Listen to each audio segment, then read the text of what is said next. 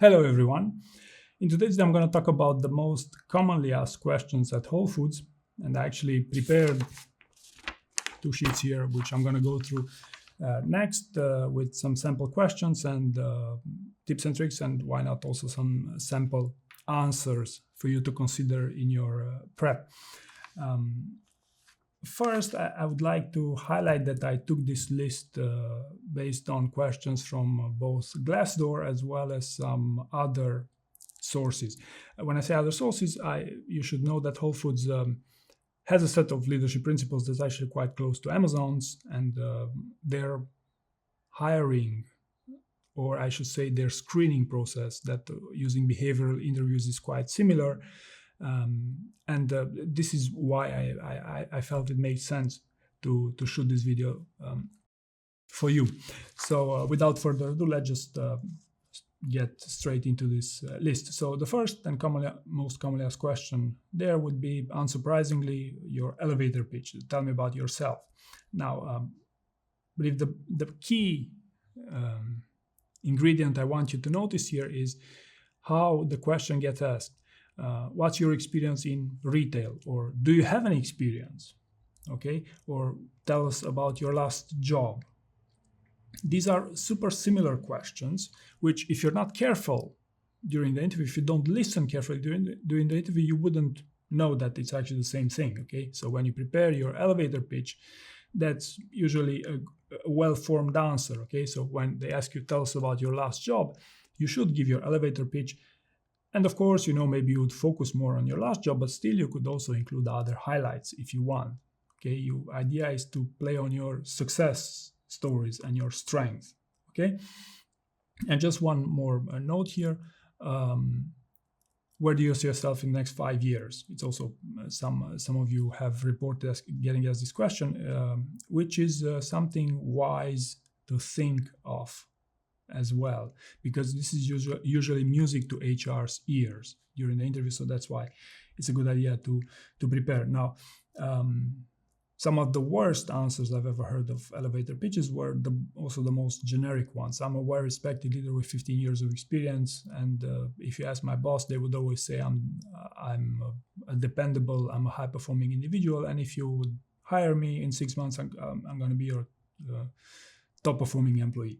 Okay, so it's generic, it's not specific, doesn't talk about anything specific, any numbers, any successes you've had in your career, any of your projects. Okay, so my recommendation would be to prepare something specific, the key highlights from your career, what you did in your job, what do you have to sell yourself on throughout your interview. Second question I want to talk about here, why this company? What do you like about us? Or why would you be a good fit for this? Would be on the same lines pretty much. Why do you want to work here? Okay, or what do you want to be in this specific team? Or why should we hire you? Or what makes you stand out from other people? Okay, why you? And the best template I have here, to be straightforward with you, would be to find a couple of differentiators between you and other candidates, to differentiate yourself from other candidates, and then to pitch their core values / leadership principles. Okay, so basically you have these differentiators, and since the core values fit very well with those differentiators, then that's why you're the best fit for the role. If you want specific examples here, I believe that chatbots, ChatGPT in particular, are pretty fascinating places to find examples if you want, of course, on the condition that you do not clone those examples or you do not consume too many of those examples, because actually your quality threshold would become very low towards giving generic answers versus actually being yourself during the interview. So I believe that's a great place to find samples on the condition that you take only what's good from those answers and be specific, generally speaking. Now, these were the more general types of questions, and we'll have a couple of more throughout the video, but now let's get down to business or to behavioral questions if you want. How do you deal with workplace conflict? Or have you ever disagreed with a coworker? How have you dealt with issues with coworkers in the past? Okay, so these are questions willing to test your interpersonal skills. How do you work with people, or a time when you didn't agree with a coworker? And how do you go about answering such questions? You should remember the keyword trust. Okay, so the moment you manage to reinstate trust between you and a coworker, chances are you're also going to resolve that conflict. Okay, questions about conflict, and as you'll see next about teamwork, are super common, are the most commonly asked behavioral questions in Whole Foods interviews, and actually the most commonly asked questions there if you sum up all these variations. What's an example here? For example, for a technical role, a way to resolve conflict with data. Okay, so you found that data that proved to your coworker, hey, yes, this is the best way to go, and you would go that way. Maybe something also interesting here. So we're talking about conflict within an interpersonal context, the time when you disagree with your boss. Most of you would be tempted to say a time when you were wrong and your boss were right. Well, actually, I would advise you against this, because showing backbone during the interview is actually something that your employer will appreciate, because you shouldn't be afraid that you sound as someone who suffering from insubordination. Okay, there's even a leadership principle at Amazon: have backbone, disagree, but commit. Okay, so try to find a time when you disagreed with your manager and you actually showed them some data and you were right. Okay, there is a leadership principle: are right a lot, at Whole Foods, which is actually cloned from Amazon, which basically means that great leaders are right a lot, which is indeed true. If you will study great leaders throughout history, they are right a lot. Look at Jeff Bezos, for instance. Or what criticism you received from management and how you handled it. Same, conflict within an interpersonal context. So it's full of these questions. Please take them seriously. Next one, describe a time when you went above and beyond for a customer. So customer-focused questions are also at the top of the list, the top of most commonly asked questions. Of course, various flavors of this. How do you handle difficult customers? Time when you failed with a customer. How would you handle a customer that is very upset with you? Okay, now the best way to answer behavioral questions is through STAR answers, through using the STAR template. That is, you talk about first the situation, then the task, or the objective if you want, then you talk about the actions that you took, okay, and then you talk about the results. Okay, so for example, you had a tense situation with a customer. The objective was, of course, to diffuse that situation, to make that customer happy if you want. The actions that you took, maybe you found what they were actually looking for because they didn't even know that they were looking for such a product. And as a result, they gave you a positive review. Simplest example possible, but the idea is that you use the STAR format. Even if you get a question such as, how would you handle a difficult customer? You should turn the question into a behavioral one, that is, a time when you actually handle a difficult customer. Okay, it's really important that you talk about specific examples, because if you don't talk about specific examples, there wouldn't be much difference in quality between your answers and a ChatGPT answer. Okay, if you look at ChatGPT, it's most of the time super generic and vague. They're really good at it.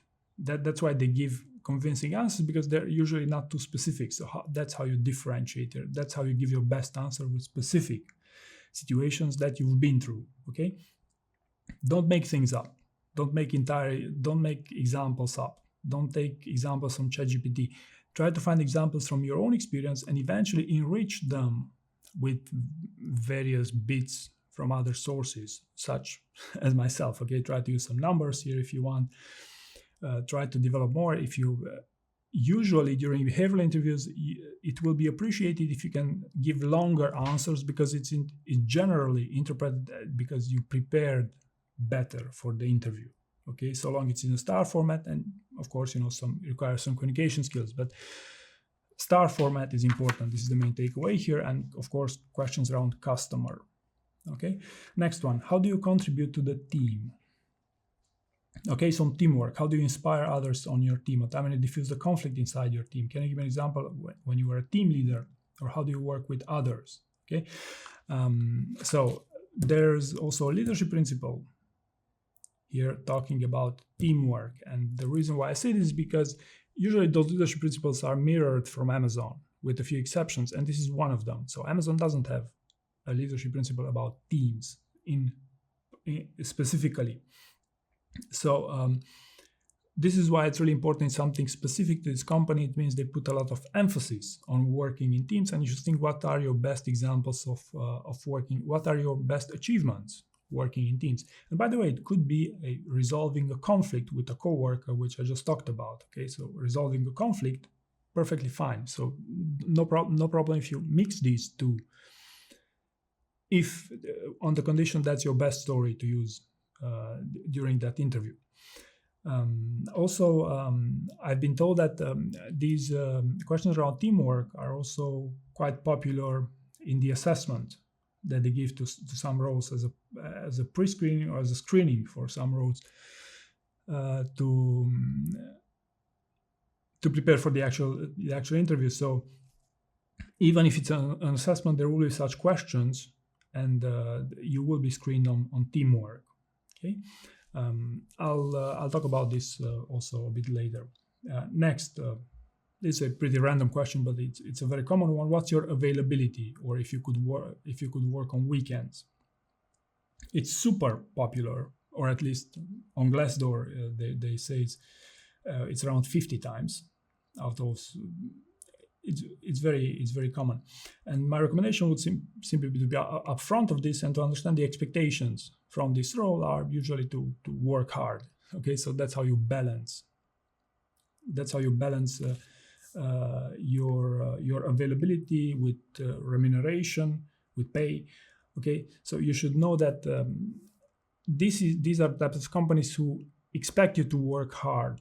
Are you willing to work hard for being rewarded? What you're going to be rewarded for? I don't know how's your compensation, but that's the thinking, that we want you to not just to provide customer service, but customer hospitality if you want, and of course you will be rewarded for this. This is how it goes, and I'm going to talk about hospitality and versus customer focus a little bit later on. Next one: how you may face challenges in the workplace, or how do you work on ambiguous situations, or a time when you handle a difficult situation, a time when you overcame challenges and the lessons you learned from it, or problem solving.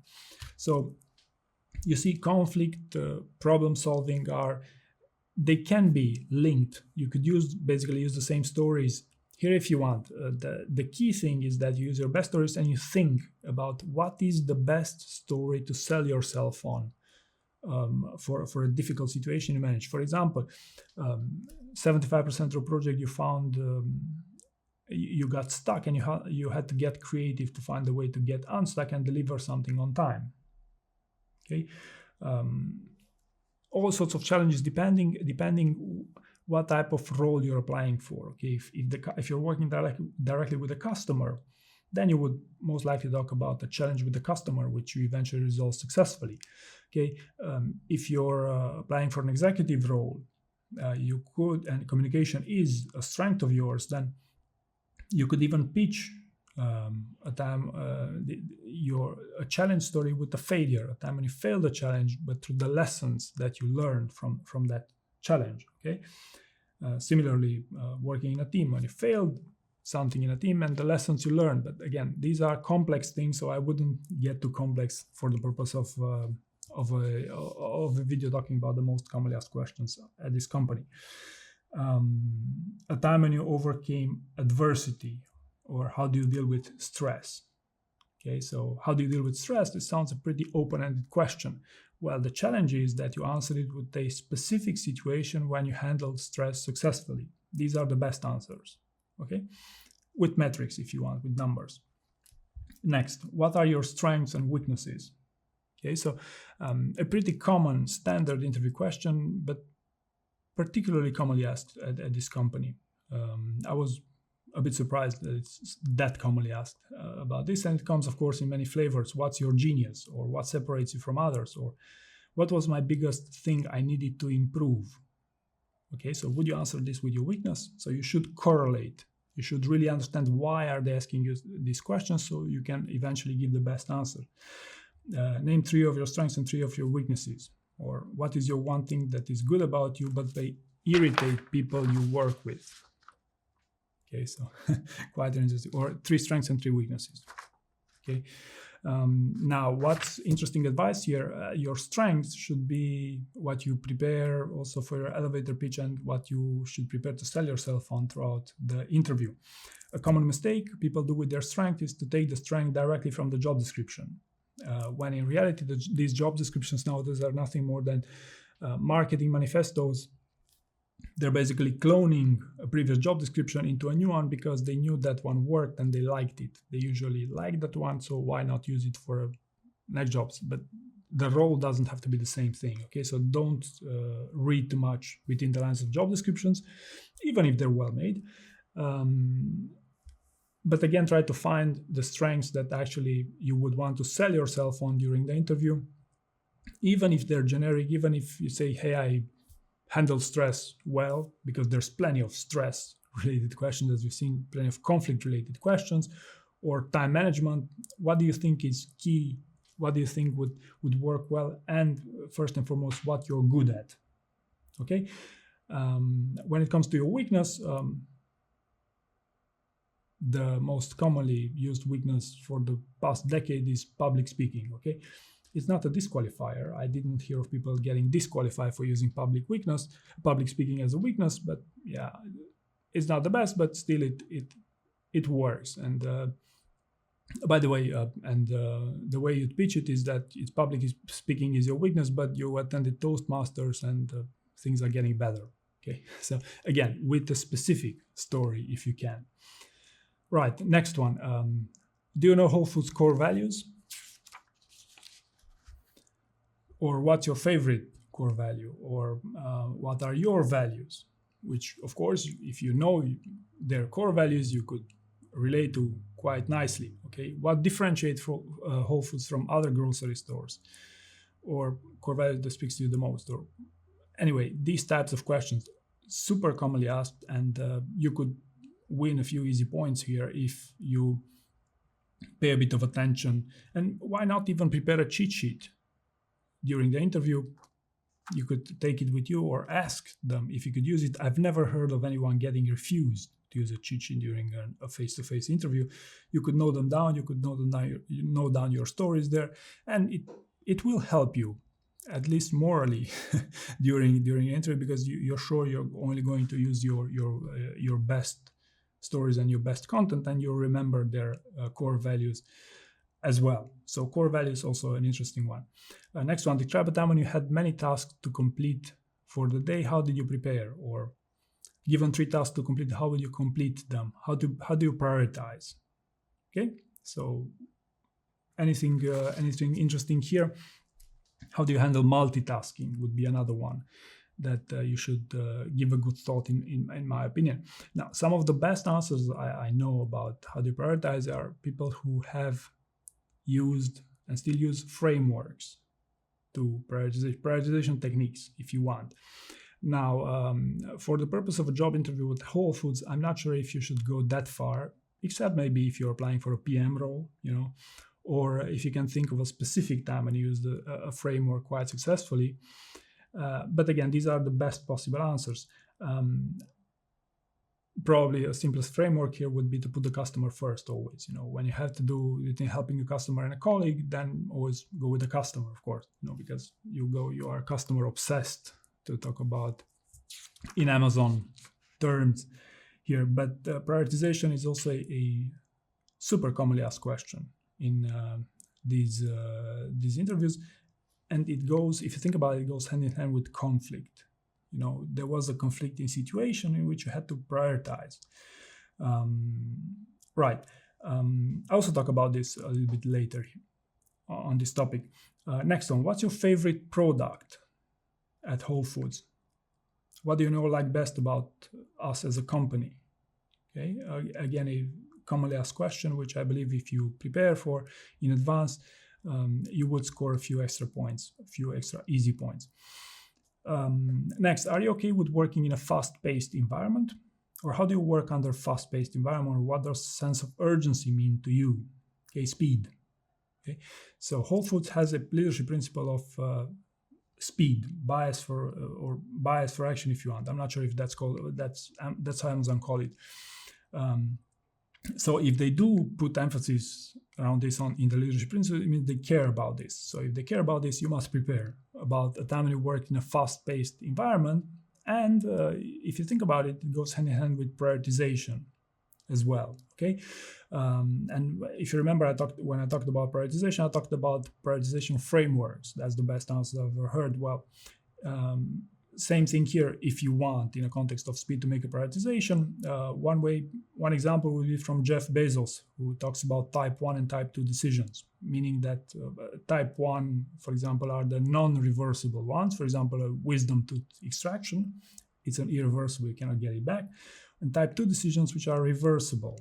For example, when you are asked to give a timeline for completion with some ambiguous project requirements, you could eventually change your mind most of the time down the road. If the requirements were ambiguous, you could eventually change your mind there. Get this the type 1, type 2 decisions. So meaning that the wisdom to extraction you must spend a bit of time on because it's an irreversible one, whereas it's a reversible one, then probably your time is better spent later on down the road. This would be one framework to prioritize if you want. Next one. What do you do for fun or during your free time, or what are some of your hobbies? Or to be more explicit here, have you participated in any volunteering activities? Okay, it's a pretty commonly asked question. Not as commonly asked, but still a honorable mention, I should say. So you should really think about this as well. And by the way, some prefer to include this in their elevator pitch. I'm not sure if that's the best use of your time there. Most of you will already have this in your resume. Okay. Next one. Can you name 3 types of apples? Okay. So needless to say, this is for specific roles for which this question makes sense, but it's a very commonly asked question. What is the difference between customer service and hospitality? Okay. So again, it's a commonly asked question, but I believe the concept is more important here. The customer centricity in this company is at another level because if you think about it, customer service is about solving customer requests with minimal defects. Okay, whereas if you want to go one step higher, hospitality is more about the interaction, the experience. Okay, so for example, remembering customers by their name.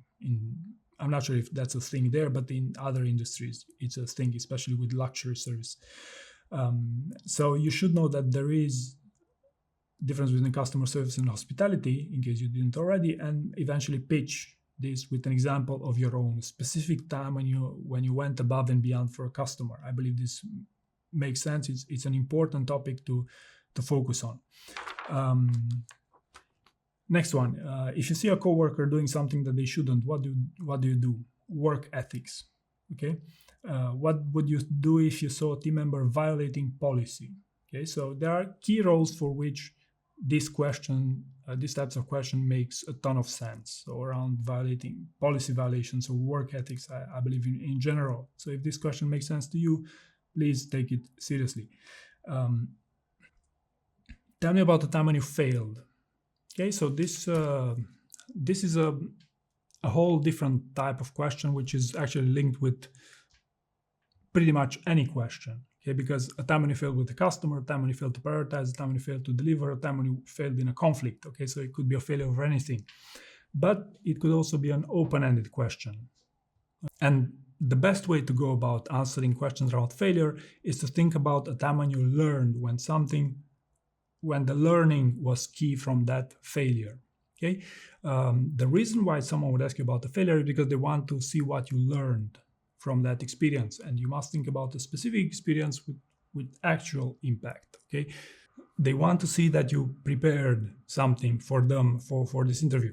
Now, there is a lot more to talk about failure stories and answering failures questions in general, but I'll just keep it simple for now. So they want to know about your learnings, and you could go as long as half of your answer to talk about these learnings in particular. So if you'd be applying for an executive role, then I'd very much suggest you to consider the failure stories, even to sell yourself and your strength, especially if the learning was super interesting. Okay, so if you want to show your customer obsession, talk about the time when you failed with the customer if the learning was sufficiently interesting. What happens here is that people who are great communicators will probably also be more likely to use failure stories to their advantage here. Usually, the primary reason why I include it here is because most people don't prepare failure stories, and I'd even estimate it would take you up to 3 attempts for you to find one proper failure. Okay. Next one, time management. Okay, so how will you manage your time to provide necessary training for the team, for instance? But time management skills, pretty generic, but I believe since it's quite commonly asked, I thought I'd include it here. Next one, tell me the difference between organic and conventional. Okay, so organic food and conventional food. They're no longer asking it that often these days, but it used to be one of the most commonly asked questions there a few years back. And if you ask Google, they will clarify this as well if you thought it would be a complex one. And last but not least, what's your leadership style? What's your management style? These types of rather open-ended questions. How do you handle stress, if you want, and how do you answer these types of questions? Simple answer is using your strengths, okay? Your strength and your best stories. The number one mistake people do here with open-ended questions, they give open-ended answers. Whereas, the definition of behavior interviews, they ask you for your previous experiences for them to allow them to predict your future performance on the job. Okay, so try to be as specific as possible throughout your interview. This would be my best advice to you, and this is what you should be really careful when looking at ChatGPT styled answers. So that's it. These are the most commonly asked questions according to my review of both Glassdoor, but also some other resources. Again, this is the same type of interview as with Amazon interviews, probably less intense, I should add, but still I believe it's worth taking them seriously, and use the STAR method to answer behavior questions whenever you can. So hopefully you found this information useful, and thank you very much for watching.